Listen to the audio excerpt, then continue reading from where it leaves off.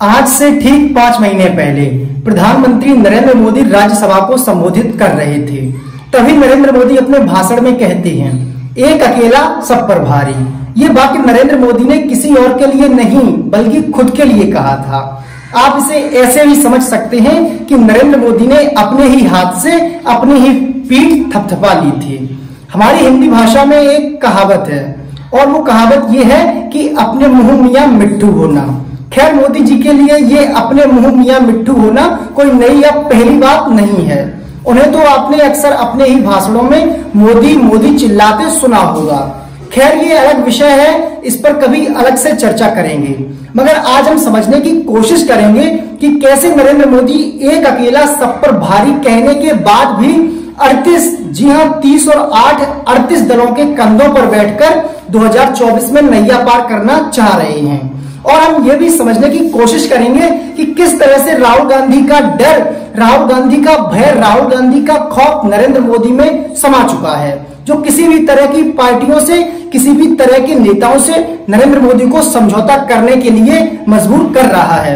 नमस्ते, मैं जैकी यादव न्यूज नशा में आपका स्वागत करता हूँ। जब आप सुनते हो कि नरेंद्र मोदी के अगुवाई वाले एनडीए में 38 दल एक साथ आ रहे हैं, तो आपको भी हैरत होगी। जो आदमी खुद को छाती ठोक ठोक कर एक अकेला सब पर भारी बताता था, अब ऐसा क्या हुआ जो 38 दलों को साथ लाना पड़ा, और वो भी ऐसे दल जिनकी वही पृष्ठभूमि है जिसको लेकर नरेंद्र मोदी अपने भाषणों में चिल्लाते रहते हैं। नरेंद्र मोदी का शायद ही कोई भाषण परिवारवाद और वंशवाद का जिक्र किए बिना खत्म होता होगा। नरेंद्र मोदी तो माफिया को भी खत्म करने की बात करते हैं। नरेंद्र मोदी तो अपने हर भाषण में भ्रष्टाचारियों को जेल में डालने की भी बात करते हैं। आज हम नरेंद्र मोदी के सहयोगी दलों की बाल की खाल निकालेंगे और देखेंगे कि किस तरह मोदी जी जिसके खिलाफ बोलते हैं उन्हें ही अपनी पार्टी में शामिल करते आ रहे हैं। सबसे पहले हम बात करते हैं ओम प्रकाश राजभर की। ओम प्रकाश राजभर सुहेलदेव भारतीय समाज पार्टी के राष्ट्रीय अध्यक्ष हैं। इनकी ये पार्टी पूर्वी उत्तर प्रदेश में अस्तित्व में रहती है। अभी 2 दिन ही पहले इन्होंने अमित शाह से मिलकर एनडीए में शामिल होने की औपचारिक घोषणा की है। इस तस्वीर में जो ये अमित शाह के बगल में खड़े दिखाई दे रहे हैं, ये अरविंद राजभर हैं, जो कि इन्हीं ओम प्रकाश राजभर के बेटे हैं। अरविंद राजभर 2022 में चुनाव लड़ चुके हैं मगर हार गए थे। ओम प्रकाश राजभर के 2 बेटे हैं, जिनमें एक ये अरविंद राजभर हैं और दूसरा अरुण राजभर हैं। इस बैठक में ही ओम प्रकाश राजभर ने तय कर लिया है कि 2024 लोकसभा चुनाव में यूपी के गाजीपुर से उनके बेटे को टिकट दी जाए। अब आप देखिए, दिन रात परिवारवाद के खिलाफ चिल्लाने वाले लोग घनघोर परिवार वाले दलों को कैसे अपनी पार्टी या गठबंधन में शामिल कर रहे हैं। अभी तो ये शुरुआत है, देखते जाइए, आगे आगे सभी की सच्चाई बताऊंगा मैं आपको। ये देखिए दूसरी तस्वीर। इस तस्वीर में अमित शाह के पास बैठा व्यक्ति चिराग पासवान है। चिराग पासवान दिवंगत नेता रामविलास पासवान के पुत्र हैं। अब बीजेपी ने इन्हें भी अपने एनडीए गठबंधन में शामिल कर लिया है। इनकी पार्टी लोक जनशक्ति पार्टी है, जो कि अक्सर एनडीए के ही साथ रही है। अभी आगे देखते जाइए परिवारवाद की जड़ें। ये अजीत पवार हैं, शरद पवार के भतीजे हैं। इनकी जड़ें भी परिवारवाद की ही हैं।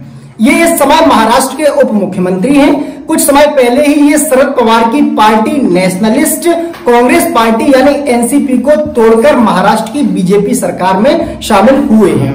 इनके बीजेपी सरकार में शामिल होने से कुछ दिन पहले ही भोपाल में एक कार्यक्रम के दौरान नरेंद्र मोदी इनकी असली जगह जेल बता रहे थे, क्योंकि इनके ऊपर बहुत से भ्रष्टाचार के आरोप हैं और ईडी इनके पीछे पड़ी थी। मगर अब वो एनडीए में शामिल हो गए हैं तो पाक साफ हो गए हैं। अब मोदी जी को अजीत पवार में न परिवारवाद दिखाई देगा और न ही भ्रष्टाचार। ये है बिहार के पूर्व मुख्यमंत्री जीतन राम मांझी। अब ये भी एनडीए गठबंधन का हिस्सा बन चुके हैं। जीतन राम मांझी की पार्टी हिंदुस्तानी आवाम मोर्चा है और ये हैं इनके बेटे संतोष कुमार सुमन, जो कि कुछ दिनों पहले तक बिहार में मंत्री थे। ये भी अब मोदी जी के परिवारवाद वाली लिस्ट से बाहर हो जाएंगे, क्योंकि अब वो मोदी जी के सहयोगी जो बन गए हैं। ये है हरियाणा के उप मुख्यमंत्री दुष्यंत चौटाला। इनकी पार्टी का नाम है जन नायक जनता पार्टी। ये भी परिवारवाद के ही अंश हैं। ये भारत के उप प्रधानमंत्री चौधरी देवीलाल के परपोते हैं। इनके दादा ओम प्रकाश चौटाला थे, जो कि कई बार हरियाणा के मुख्यमंत्री भी रह चुके हैं। दुष्यंत चौटाला अजय चौटाला के बेटे हैं। ऐसे आप समझ सकते हो, ये पूरा परिवार ही वंशवाद का ध्वजवाहक है। मगर नरेंद्र मोदी को ये सब कहां दिखाई देता है? आज दिल्ली में हो रही एनडीए की बैठक में इनका दल भी शामिल होगा। ये मेघालय के मुख्यमंत्री कोनराड संगमा हैं, जिनकी नेशनल पीपल्स पार्टी है। इनके पिताजी पीए संगमा, जो कि मेघालय के मुख्यमंत्री और संसद में लोकसभा स्पीकर भी रह चुके थे। ये भी परिवारवाद की ही देन है। मगर नरेंद्र मोदी के चश्मे में अपना परिवारवाद कहां दिखाई देता है? ये अनुप्रिया पटेल हैं, जो कि अभी भारत सरकार में मंत्री हैं। अनुप्रिया पटेल की पार्टी अपना दल है, जो कि पूर्वी उत्तर प्रदेश में काफी सक्रिय है। अनुप्रिया पटेल के पिताजी का नाम सोनेलाल पटेल था। उन्होंने ही इस अपना दल पार्टी का गठन किया था। ये परिवारवाद वो है जिसको मोदी जी अपने मंत्रिमंडल में जगह दिए हुए हैं। इस एनडीए की मीटिंग में पंजाब से अकाली दल भी शामिल होगा।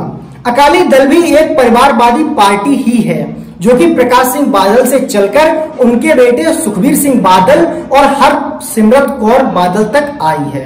इन दलों के साथ ही और भी दल हैं और सभी की यही हालत है। कोई परिवारवाद में सना बैठा है तो कोई भ्रष्टाचार में। मगर नरेंद्र मोदी इनकी बात आने पर अंधे हो जाते हैं। और वो कहा गया शेर, जो शेर एक अकेला सब पर भारी था। अगर देखा जाए तो विपक्ष के 26 दल एक साथ आए हैं, मगर जो एक अकेला सब पर भारी था उसने तो भानुमति का पूरा कुनबा ही जोड़ लिया है। और सबसे बड़ा सवाल तो ये है, ये कुनबा जोड़ा क्यों गया है? नरेंद्र मोदी को किसका डर है? तो इस सवाल का जवाब भी एकदम से स्पष्ट है। ये जो नरेंद्र मोदी की आंखों में डर, भय और खौफ दिखाई दे रहा है, ये सब राहुल गांधी का है। ये खौफ तो भारत जोड़ो यात्रा के बाद से ही मोदी के अंदर घर कर गया था। तभी राहुल गांधी चुनाव न लड़ पाए, इसलिए सारी जुगत भिड़ा ली और अब 38 दलों के कंधों पर बैठकर सवारी कर रहे हैं। आज के इस कार्यक्रम में बस इतना ही। जल्द ही मुलाकात होती है किसी नए कार्यक्रम में। तब तक के लिए नमस्कार। आप हमसे जुड़े रहने के लिए सब्सक्राइब करें YouTube पर, फॉलो करें Twitter पर और लाइक करें Facebook पर।